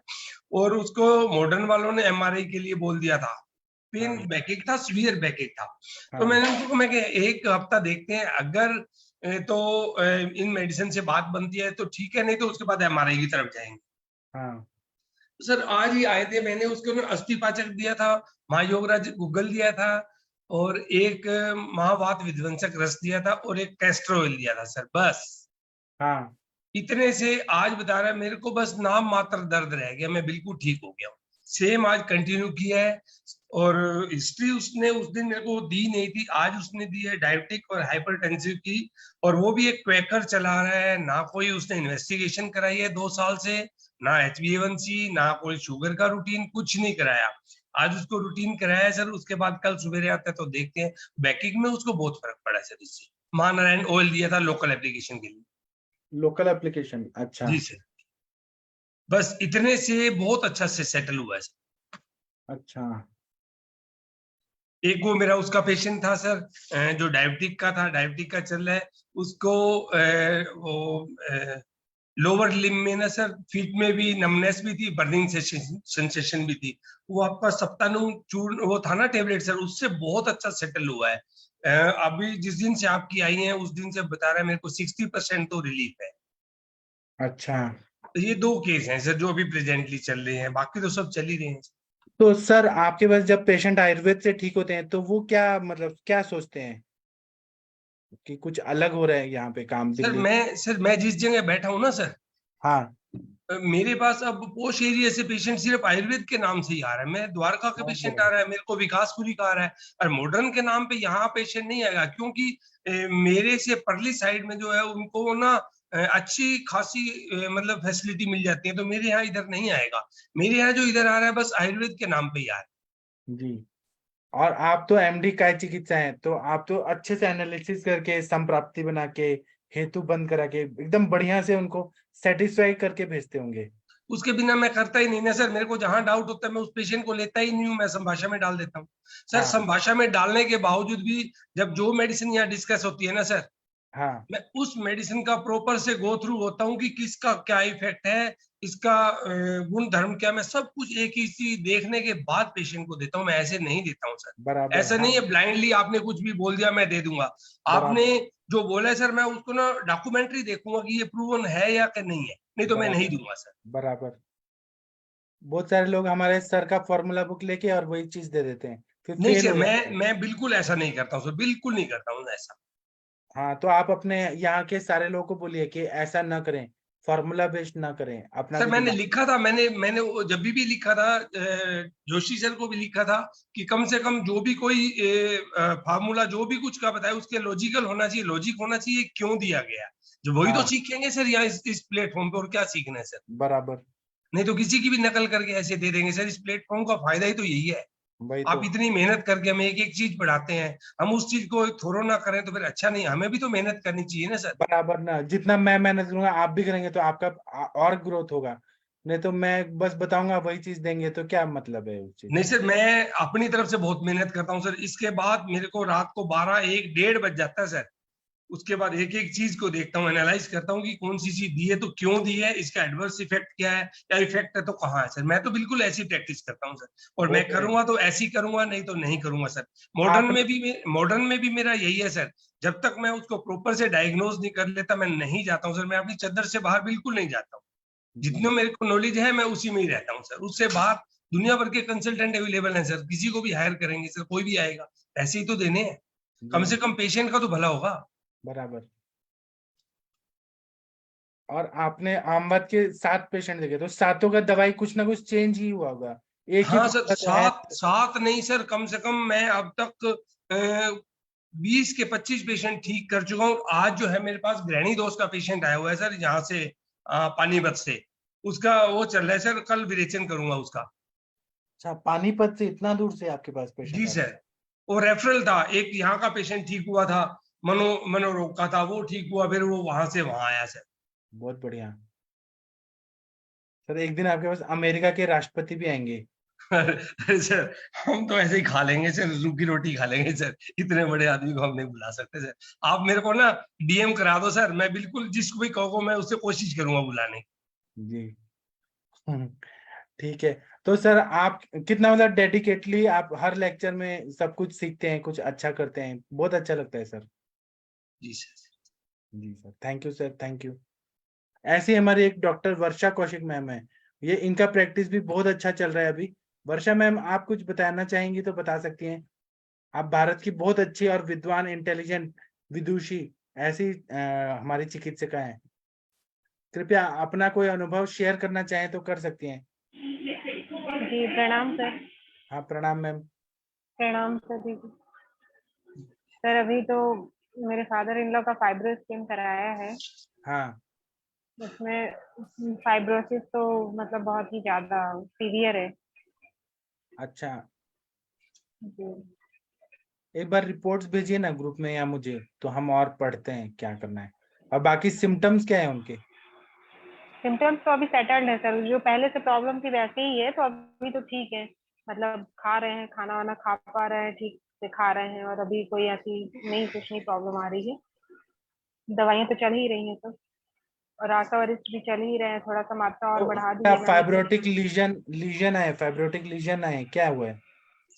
फाइब्रोटिक लीजन उसमें ऐसा नहीं लगा लिखा हुआ, वो तो एक ग्राफ टाइप का रहता है, तो उसमें ग्राफ के हिसाब से कि इतना सीरियस है, कि इतना है सीवियर, मतलब 16 है कि बिलो 16 ऐसे टाइप का, तो उसमें 16 से ऊपर ही है और सीवियर फाइब्रोसिस करके लिख दिया है बस। ठीक है, कोई बात नहीं, आप उनको घृत पान कराते रहिए, उससे सब ठीक हो जाएगा। अभी मैं पान उनको इसलिए घृत सिर्फ 10-10 ml के हिसाब से ना सुबह शाम दे रही हूँ, और खाने में तो देते ही हैं अपन, लेकिन ये जो दाढ़ी मादी घृत दे रही हूँ मैं अलग से, तो हाँ, और ज्यादा देना चाहिए क्या? जितना पच पाए उतना देना चाहिए। हाँ, तो इसीलिए मैं इतना ही दे रही हूँ कि इतना तो पच ही जाएगा वो, हाँ, ठीक ऐसी घृत मात्रा है देने से जो लगभग 40। फाइब्रोटिक चेंजेस आ रहे हैं ना, वो पूरा अच्छा, ठीक हो जी, जाएगा। जी ठीक हो जाएंगे। जी हाँ, जी। और बीच बीच में रक्त मोक्षण भी तो कराए कि दूषित रक्त निकल जाए, वहाँ पे अच्छा रक्त आए, माइक्रो सर्कुलेशन हो, तो हीलिंग अच्छा हो। अच्छा रक्त, सर, अभी वेट लॉस हो रहा है लेकिन उनको। अच्छा, वेट लॉस क्यों हो रहा है? खाना नहीं खा रहे हैं क्या भरपेट? खा रहे हैं, भर पेट तो नहीं खाते हैं, थोड़ा सा तो खाना कम ही खा रहे हैं। जैसे मान लीजिए 4 रोटी की इच्छा होगी, उनकी भूख लगी होगी ना, तो 3 ही खाते हैं।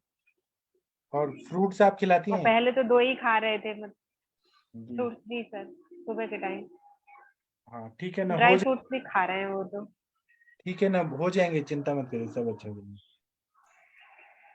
जी, ड्राई फ्रूट्स को लेकिन ना जैसे थोड़ा सा ज्यादा ही खा ले रहे थे, मतलब मेरे हिसाब मुझे लग रहा है ज्यादा हो रहा है। 8-10 बादाम हो गई और ऐसे अंजीर, तो मैंने उसको कम कराया, क्योंकि उसके बाद उनको ना भूख नहीं लगती थी दिन भर, थोड़ा हैवीनेस सी लगती थी। तो अभी थोड़ा सा बस, जैसे 2 बादाम हो गया, एक 2-3 अंजीर है, ऐसे करके खा रहे हैं वो, हर चीज को मिक्स करके। तो नहीं देना चाहिए कि दे सकते हैं? देना चाहिए, लेकिन अग्नि अग्नि पे डिपेंड करता है, पच रहा है कि नहीं, भूख लग रही है कि नहीं। हाँ जी, मतलब वो सुबह ही खा लेते हैं, तो उस टाइम तो भूख शायद मुझे नहीं लगता कि लगी रहती होगी। हाँ, तो तो अग्नि बस पे एक करिए, रूल इसीलिए बना वेट लिया। लॉस हो रहा है उनका। वो बिना अग्नि के खा रहे हैं ना, तो वो पच नहीं रहा है, उसे आम उत्पत्ति हो रही है, जी और फिर नरिशमेंट नहीं हो रहा है बॉडी का। जी, ठीक है। तो वो बंद करा दीजिए। ड्राई फ्रूट बोले कि खाना है, लेकिन बिना भूख के नहीं खाना है, और थोड़ा खाना है। जी सर। हाँ सर, एक और पेशेंट आए हैं, वो हैं अभी लगभग 60 ईयर के, हाँ 61 या 62 के, तो उनको अभी inguinal reducible inguinal hernia detect हुआ है। हाँ तो वो मुझसे बोल रहे थे कि आयुर्वेद में कुछ हो सकता है क्या? मैंने कहा हाँ, हो सकता है, लेकिन उसमें क्या अपन को बस्ती देना पड़ेगी ना सर, हाँ, वो सारी सहचरादि चीजें। तेल का बस्ती दीजिए। अगर वो ज्यादा ग्रेड का होगा तो नहीं जी, कर सकते हैं, वो सर्जरी करना पड़ेगा। अभी रिड्यूसिबल बस लिखा है सर, ग्रेड तो नहीं उनके में आइडेंटिफाई ऐसे किया है। सोनोग्राफी रिपोर्ट लेके आए थे तो उसमें तो आप रिड्यूसिबल इंग्वाइनल हार्निया। सूक्ष्म त्रिफला नहीं दे वो, दीजिए, और एकेटी दे दीजिए, त्रयोदशांग जी गुगुल, और अमृता कैशोर और त्रिफला गुगुल दे दीजिए, सूक्ष्म त्रिफला दे जी दीजिए, और जी दीपन पाचन करिए, अग्नि को अच्छा करिए, तक्र का सेवन कराइए, तो इससे इन्फ्लेमेशन जो है वो तो ठीक हो जाएगा। जी और बाकी आप बस्ती दे दीजिए अग्नि को बढ़ा के। जी सर। हाँ, अभी वो तो पूरा ऑपरेट कराने के मूड में है, मैंने कभी तो ऑपरेशन लायक है नहीं, अगर आपको नहीं कराना है तो ठीक हो सकते हैं। और अभी मैंने उनको प्रिकॉशनरी ऐसे बोला है कि लंगोट वगैरह पहन, बराबर, तो पहनाना चाहिए कि नहीं? पहनाना चाहिए। ठीक है और सर, दूसरा मतलब बात है कि सही जा रहे हैं। जहाँ पे वो हर्निया जैसा लग रहा है ना, वहां पे जो 10 रुपए का कॉइन होता है जी, वो लेके प्रेस करें। अच्छा जी।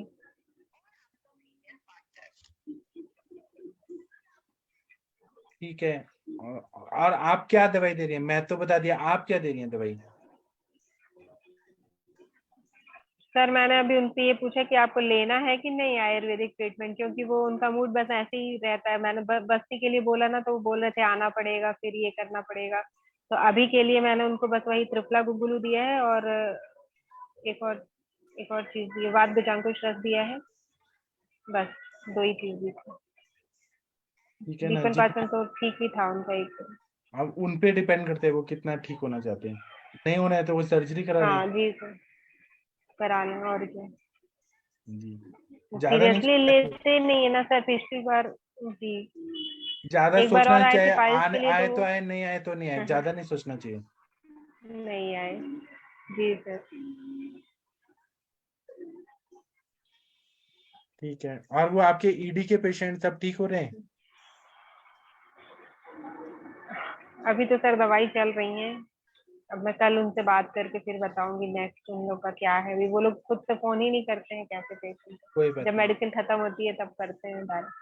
सर एक और पेशेंट है, उनको ना मतलब 15 दिन से ब्लीडिंग हो रही है और उनको पाइल्स की हिस्ट्री है, जी। लेकिन अभी उनको ऐसे ब्लड होता है कि मतलब वो जितनी बार भी मोशन के लिए जाती हैं, मोशन के लिए या फिर वो बैठती हैं बस वैसे ना, तो ब्लीडिंग हो जाती है। पहले ब्लड आता है फिर स्टूल आता है, और स्टूल बहुत टाइट नहीं है, और एनस में कोई पेन या जलन वगैरह ऐसा कुछ भी उनको फील नहीं हो रहा है। तो ये ब्लीडिंग मतलब पाइल्स की हो सकती है या कुछ और इंटरनल इंटेस्टाइनल वगैरह कुछ? अगर इंटेस्टाइन वाला हुआ तो मलीना आएगा ना, उसमें ब्लैकिश आता है। अगर ये हाँ फ्रेश तो ब्लड आ रहा ब्लैकिश है, नहीं है। हाँ फ्रेश ब्लड। हाँ, तो एक बार आप चेक करके देखने का कोशिश करिए, अगर पॉसिबल है तो प्रोक्टोस्कोप से या ऐसे हाथ से देखिए। अगर पाइल्स जैसा है तो फिर आपको नागकेशर चूर्ण और जी क्या देंगी, प्रवाल पंचामृत दे दीजिए गुलकंद के। गोलबद्रस वगैरह। जी हाँ, सर। कुटजारिष्ट, कुटज घनवटी, ये सब दे दीजिए, हो जाएगा। जी जी सर। बाकी और क्या उनको लक्षण है तो तक्र दे दीजिए पीने के लिए, भूख बढ़ाने के लिए। उनको और कोई लक्षण नहीं है, बस अभी यही प्रॉब्लम हो रही है। मैंने पूछा था उनसे और कहीं कुछ होता है, पेट दर्द हो रहा है, भूख नहीं लग रही, तो बाकी और कुछ ऐसी प्रॉब्लम नहीं है। अब वो थोड़ा सा दूर है मुझसे, तो मैंने उनको बोला है जाके दिखा लीजिए एक बार, चेक कराएंगे तभी पता चलेगा। चेक कराइए। और एक ना हमारे सर का फॉर्मूला है, वो रक्तजर्श जी फॉर्मूला, वो बहुत अच्छा जी काम करता है। उसमें जी दिव्यक है, अजवाइन है, उशीर है, हरितकी है, और एक और द्रव्य है रक्तजर्श का। 4 ही द्रव्य में बहुत अच्छा काम करता है, उसका चूर्ण देना है। जी सर। जी। और सर मुझे एक चीज बतानी थी, आपका आपका जो मैंने वृहद वातस्पति कषाय मंगाया था, वो हाँ, एक पेशेंट है, वो भी मतलब 65 प्लस होंगे, उनको एक आंख से दिखना बंद हो गया था। मतलब उनका कैटरेक्ट का ऑपरेशन हुआ, लेकिन एक आंख से उनको नहीं दिख रहा था, बहुत कम धुंधला धुंधला दिखता था, और दूसरी आंख से भी थोड़ा सा पहले से मतलब नॉर्मल से कम ही थी विजन। तो उनने मुझसे यही बस बोला कि ऐसे डॉक्टर यहाँ बोल रहे हैं कि ठीक नहीं हो सकता है। तो मैंने उनको बस ऐसे ही बोल दिया था कि आपकी नस सूख गई है, इसलिए आप ये पाउडर भेजूंगी, उसको खाइए, और साथ में त्रिफलाग्रित। तो वो कंटिन्यू ले रहे हैं सर, तो उनको उस आंख से दिखने लगा। अरे वाह, कितना दिन में? 1 महीना, 1 या 1.5 महीने बस हुआ है। देखिए सर, डॉक्टर हरीश जी, देखिए, एक पेशेंट को दिखाई नहीं दे रहा था, वर्षा में हमने दवाई दिया, बृहद वास्तादि कषाय, पेशेंट को दिखाई देने लगा। जी मतलब वो भी ये सर एज वाइज हुआ है उनका, मतलब डिजेनरेटिव चेंजेस थे एक तरह से कहना चाहिए, और डायबिटिक थे वो पेशेंट, जी। तब भी मतलब इतने जल्दी उनको ये हो लाइन गया। ऑफ ट्रीटमेंट बता दो ना, मैं सुन नहीं पाया। वृहद वातस्पति कषाय मंगाया था पूरा मैंने फिर सर, से तेल बताइए, लिया था। फिर से बताइए, वो आप सुनिए, फिर से बताइए। जी एक पेशेंट थे सर, वो 65 ईयर्स के लगभग, और उनका कैटरेक्ट का ऑपरेशन भी हो चुका था। एक आंख से बस उनको नहीं दिखता था, एक आंख से तो दिख रहा था, पर एक आंख से बिल्कुल ही बहुत कम हो गया था लाइट, मतलब एकदम डिम डिम टाइप की, ऐसे हमेशा सूरज की रोशनी में भी बहुत कम दिखता था। तो उनको उन लोगों ने मुझसे ऐसी बात करी थी, तो मैंने उनको बृहद वातस्पति कषाय और त्रिफलाग्रित दिया था। 1-1.5 महीने तक उनने खाया है कंटिन्यू, उसके बाद वो ठीक हो गया, उस आंख से भी उनको दिखने लगा। पक्षी दर्पण भी किया था मैम? नहीं सर, वो भी दूर रहते हैं मुझसे, बहुत दूर है, अच्छा 400-500 अच्छा अच्छा, किलोमीटर दूर। ठीक ठीक हाँ ठीक। तो ऐसे ऑनलाइन बस बात हुई, तो मैंने उनको भेज दी दवाई, तो मैंने कहा कि अब आप खाइए फिर बताइएगा मुझे, तो वो इतने में ही ठीक हो गए। जी जी।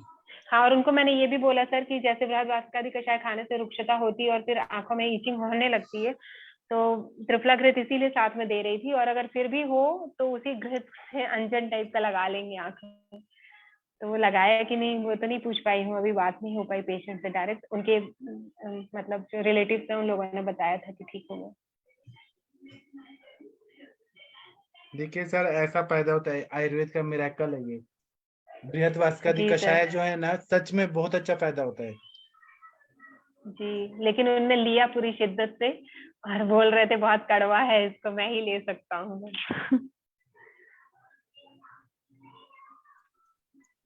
मैंने भी लिया था सर कुछ दिन, तो ब्लोटिंग वगैरह जो होती है वो सब कुछ नहीं हो रही थी, ठीक हो गया।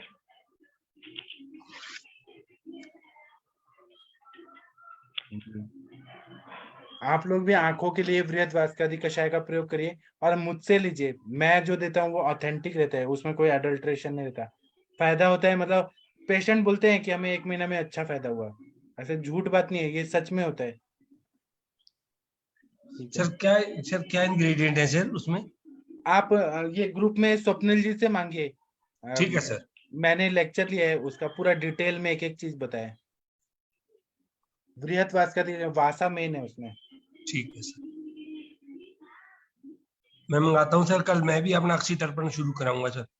जी, आपको भी चश्मा है क्या सर? चश्मा लगा हुआ है सर, मेरा 2 नंबर आ गया है। अच्छा, देख ली। आपने बताया था ना सर, अनुरिता मैम का चश्मा हट गया है। हाँ हाँ हाँ तो कल मैं भी देखता हूँ सर, जी। कल से शुरू अनुरिता करूंगा। मैम का तो नाइट विजन अच्छा हो गया पूरा, और बहुत अच्छा फायदा हुआ। हाँ जी। एक हमारे विकास जी थे, विकास विश्वकर्मा जी, संत कबीर नगर उत्तर प्रदेश के, उनका भी बहुत बड़ा चश्मा था, वो भी ठीक हो गए।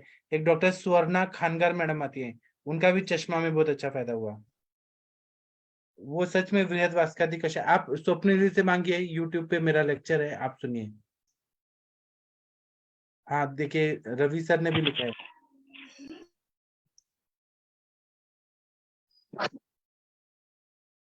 ठीक है, आदित्य सर आए हैं क्या? नहीं आए। कोई और कुछ बता। और वर्षा मैम, आप ऐसे ही तरक्की करते रहिए, आगे बढ़ते रहिए। हमें ऐसा लगता है कि आप नहीं ठीक कर रही हैं, हम ठीक कर रहे हैं। इतना बढ़िया आप अच्छा से बता रही हैं सब। आप करते रहिए, जी करते सर, रहिए। माध्यम बस मैं हूँ, बाकी कर तो आप ही लोग रहे हैं, दवाइयाँ भी आप ही की हैं, गाइडेंस भी आप ही का है। हाँ, आपको ऐसे सेटिस्फेक्शन तो मिलता है ना कि आप यही काम करने के लिए जी सर। आयुर्वेदिक जी सर, वो डॉक्टर तो बन मुझे के। बचपन से मुझे ऐसा लगता है कि मैं बस इसी के लिए आई हूँ भले ही मेरा बीच में थोड़ा सा ब्रेक हो गया, लेकिन मैं पूरी तरह से सेटिस्फाइड हूँ अभी अपने काम आप से। ही बताइए, किसी का आंख से दिखाई नहीं दे रहा और आपने उनको नेत्र दान किया, मतलब देखने के लिए दिव्य दृष्टि दिया। वो कितना बढ़िया जी सर। पुण्य का काम है। ऐसा एलोपैथी डॉक्टर जी कर सर। सकते हैं क्या? आप ही कर सकती हैं। नहीं जी सर, और मैंने मतलब जो भी केस किए हैं, जैसे कि एक और पेशेंट जिसको मैंने बताया था पहले कि उसको मतलब इंटेस्टाइनल वो हो गया था, अभी मुझे व्रण टाइप का, तो उसको ना पेट में कहीं पे भी पस निकलना शुरू हो जाता था, कहीं पे भी होल हो जाए और पस निकलना शुरू हो जाता था। एडमिट था वो हॉस्पिटल में और बहुत दिनों तक उसका ट्रीटमेंट चला, 1-1.5 महीने उसका सर्जरी वगैरह भी हो गई, और एंटीबायोटिक देते तो एक जगह से घाव भरता और दूसरी जगह से छेद होके पस निकलने लगता था। पूरी उसकी जमीन वगैरह सब बिक गई थी, वो बस मरने का इंतजार अपना कर रहा था। तो लास्ट में उसने मुझे कांटेक्ट किया, कोरोना टाइम था उस टाइम पर, लॉकडाउन भी चल रहा था, तो मैंने उसको बस ऐसे ही ऑनलाइन दवाइयाँ बताई, बस मतलब भेजी भी नहीं है। फिर उन लोगों ने वहीं हॉस्पिटल से कहीं से भी गवर्नमेंट सप्लाई वाली ही दवाई लेके उसने खाई, लेकिन वो जब से दवाई उसने लेना शुरू करी, और मैंने उससे बोला कि ये इनको जो ड्रेसिंग आप लोग कर रहे होंगे कि बीटाडिन डाल रहे होंगे, तो उसकी जगह में जात्यादी तेल इंसर्ट कराइए। तो वो सिरिंज से उस होल में जात्यादी तेल डालते थे, तो 2-3 दिन में से 2 या 3 दिन ही बस किया, उसके बाद पस आना बिल्कुल बंद, और फिर वो जैसा एक जगह भरता था दूसरी जगह हो जाता था, ऐसा सब कुछ बंद हो गया सर, जैसे ही उन लोगों ने आयुर्वेदिक दवाइयाँ लेना शुरू की तो। और टोटल उनकी एलोपैथिक मेडिसिन बंद करवा दी थी मैंने, ये एंटीबायोटिक्स तो पूरी। और 15 दिन बाद वो डिस्चार्ज लेके घर चला गया, उसके बाद बहुत अच्छी लाइफ उसकी 1-1.5 महीने में हो गई, बहुत ही अच्छा, मतलब मिलने भी आया वो फिर वहां से इतनी दूर से मेरे पास। वेट गेन हो गया, सब कुछ अच्छा हो गया। तब मुझे ऐसा लगता था कि आयुर्वेद बिल्कुल सही में चमत्कार है। उस टाइम मेरे पास मतलब इतना कोई नॉलेज भी नहीं था, वो बस जस्ट ऐसे ही मैंने दे दी थी, जो जो अपन लोग ऐसे जनरल सोच के देते ना कि ये एंटीबायोटिक का काम करती है इसलिए दे दो, ये पेन किलर का काम करती है इसलिए दे दो, ऐसे सोच के मैंने दी थी उसको मेडिसिन। जी, क्या क्या दिया था मैम? मैंने उसको एक मैम ये त्रिफला गुग्गुलू दिया था, चंद्रप्रभावती भी दी थी, और आरोग्यवर्धिनी दी थी, और क्या दिया था वो, ये सेप्टिलिन टैबलेट। और कषाय में अब मुझे याद नहीं आ रहा मैम, कहीं लिखा तो रखा है मैंने उसके केस को, क्योंकि बहुत थोड़ा सा स्पेशल टाइप का था, पर ठीक हो गया था वो। Okay ma'am, thank you, congratulation. Thank you ma'am. आप वर्षा मैम जो भी केस करती है ना सॉल्व, आप उसको लिखते जी और उसके बाद में डॉक्टर वर्षा कौशिक केसेस ऐसे करके एक बुक छापेंगे और वो सबको हम जी देंगे, पूरे इंडिया के सारे डॉक्टर्स को देंगे हम। जी सर। कषायम बताना ठीक। कौन सा है तो। कषायम मैंने दिए उसको, वो मैम चेंज कर करके ही दिए थे शायद, लेकिन उस टाइम बृहद वरुणादि कषाय दिया था ओके ओके शुरुआत में। हाँ, बाकी मैंने लिखा है उसका पूरा जितनी भी मेडिसिन मैंने उसको दी थी, क्योंकि उसके प्रिस्क्रिप्शन तो मेरे ही पास रहते थे, बस उसको फोटो खींच के मैं भेजती थी। ऐसे मतलब जो अलग टाइप के केस होते हैं तो उसमें बहुत ऐसा लगता है कि नहीं सही में एलोपैथिक बिल्कुल फेल ही हो गया, और मुझे तो कुछ आता ही नहीं है आयुर्वेद में, फिर भी मैंने कर लिया।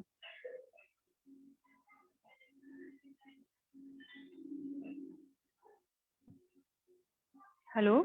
हाँ जी, बहुत बढ़िया, जी सर, बहुत थैंक यू अच्छा। सर। हाँ डॉक्टर अभी तो आदित्य सर आप सर, इतना गाइड करते हैं तो और भी अच्छा कर अभी सकते हैं हम मैं अभी और जो हमारे अभी मैंने आज रावण संहिता लाया तो वो पूरा संस्कृत में है। शायद जी ही भारत के किसी डॉक्टर के पास रावण संहिता होगी, शायद ही, मुझे तो नहीं मालूम है। और वो भी जी संस्कृत में ओरिजिनल मैन्युस्क्रिप्ट लाए मैंने, और एक हिंदी का भी मैंने लिया, बहुत महंगा है जी वो। तो और मैंने पूरा देखा तो पूरा आयुर्वेद ही है, लेकिन मुझे पढ़ के जी समझाने में टाइम लगेगा। तो मैं उसका एक सीरीज शुरू करूंगा, पहले मैं खुद समझ लूँ वो चीज। क्योंकि रावण था वो जी सर। महापंडित था, वो ना ऐसे उसने वो स्वर्ग जाता था, देवताओं को उसने कब्जे में किया था, कितना महान पंडित था। उसकी संहिता मुझे ऐसे लग रहा था आते टाइम की काश मैं रावण के गुरुकुल में होता, तो मैं रावण से ही एमडी करता, वो मेरे गाइड होते, वो पीएचडी गाइड होते। क्या उनका नॉलेज होगा, क्योंकि मैंने सारा जी देखा ना क्या उनका है। तो वो चीज मैं बताऊंगा यहाँ पर, एक सीरीज शुरू करूंगा रावण संहिता के अलग अलग लेक्चर्स ऐसे।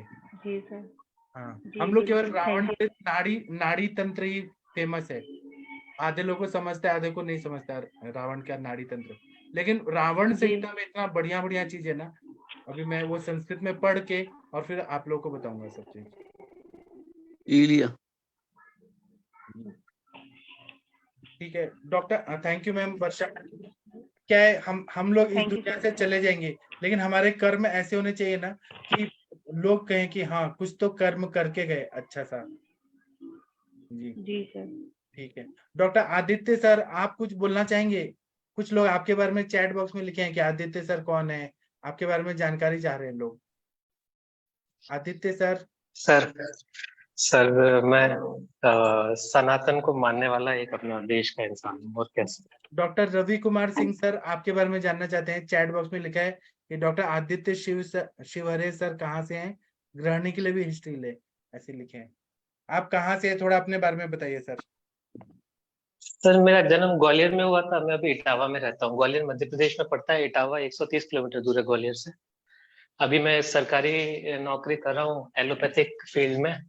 यहाँ पे हेड ऑफ डिपार्टमेंट हूँ ट्रांसफ्यूजन मेडिसिन में, इटावा में, Uttar Pradesh university medical sciences से। ये मुलायम सिंह यादव जी का जो एरिया है वहाँ पे। और आपका एजुकेशन क्या हुआ है, कहाँ से हुआ है वो बताइए। Sir MBBS Jabalpur Netaji Subhash Chandra Bose medical college से किया था। और एमडी सर का नेटवर्क का प्रॉब्लम है। आदित्य सर आप सुन पा रहे हैं? सीनियर रेसिडेंसी की थी ट्रांसफ्यूजन मेडिसिन में जिपमर पौंडीचेरी से, Jawaharlal institute of post graduate medical education and research Pondicherry Tamil Nadu में। उसके बाद 18 से 20 clinical haematology and bone marrow transplant में फेलोशिप करी थी जी। डॉक्टर रवि सर आपको कुछ पूछना है तो पूछ सकते हैं सर से। डॉक्टर रवि कुमार सिंह सर आपको बात करना है तो करिए आदित्य सर से बात। एक मेरे रिलेटिव है सर, तो उनको मैं भेजना चाह रहा हूँ रवि सर का। और 21 से ही आयुर्वेद पढ़ना चालू किया था, क्रियावर्त लिखा था अप्रैल 2021 में। सर आपके पास आदित्य सर, ये आपके पास एक पेशेंट भेजना चाहते हैं रवि सर। पेशेंट मेरे सर अलीगढ़ के हैं, तो इटावा पास पड़ेगा उनके लिए। तो अभी मैं सर से फिर बात करूंगा अलग से भी जो है।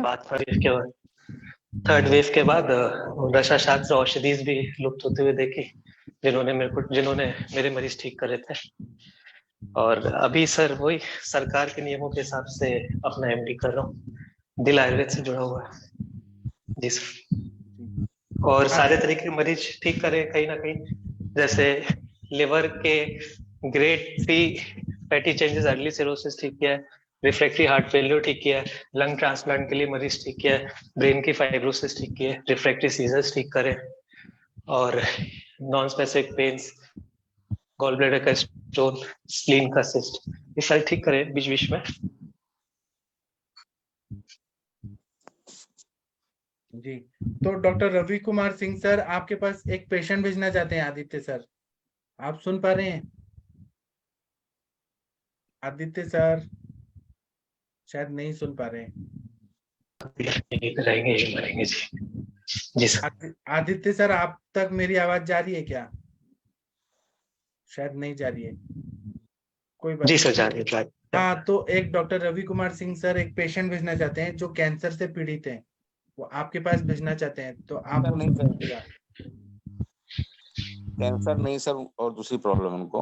अच्छा, कुछ और प्रॉब्लम है।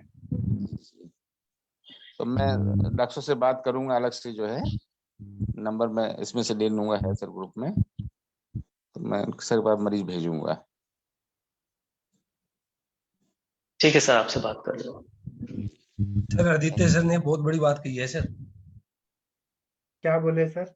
आदित्य सर सनातनी है बस केवल इंडिया के हैं, सनातनी है, ये बहुत बड़ी बात कह दी सर आदित्य सर ने। जी,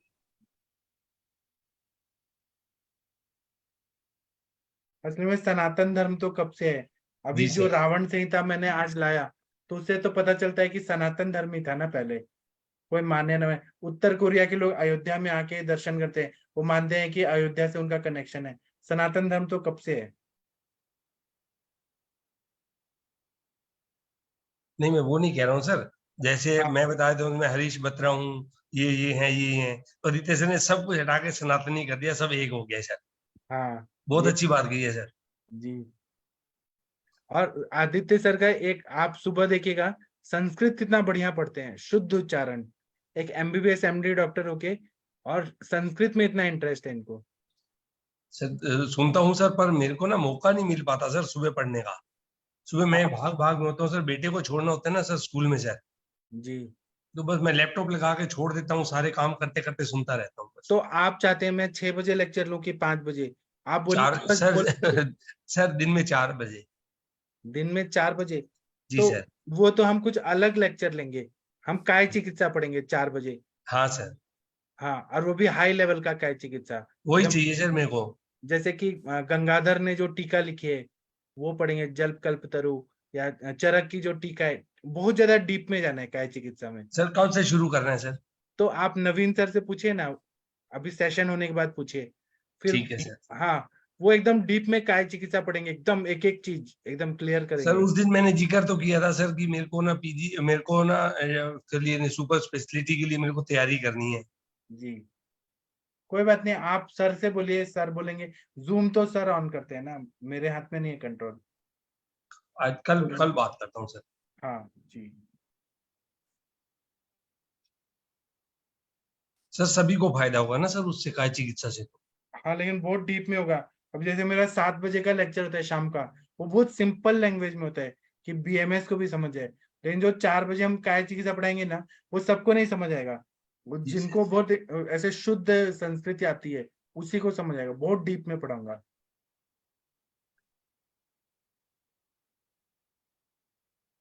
ठीक है, आप सर अगर नवीन सर से पूछ के परमिशन लेंगे तो मैं तैयार हूँ।